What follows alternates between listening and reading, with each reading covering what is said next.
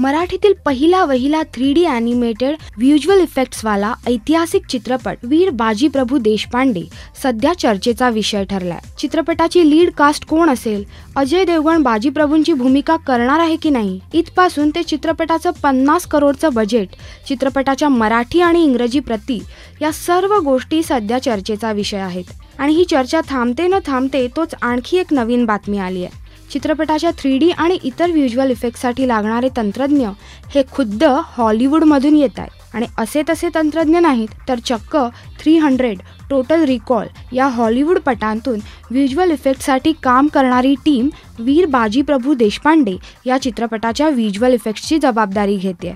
चित्रपटाला मिळणारे वितरकही फार मोठे असतील अशीही चर्चा सध्या रंगत आहे। शैलेश निळे दिग्दर्शित वीर बाजीप्रभू देशपांडे हा चित्रपट आता आणखी किती नवीन गोष्टी आपल्यासमोर ठेवतोय हेच पाहायचंय। अर्थातच चित्रपट कधी पडद्यावर येतोय ही उत्सुकता तर आपणा सर्वांना आहेच। राष्ट्रीय.com करिता श्वेतांबरा सावंत।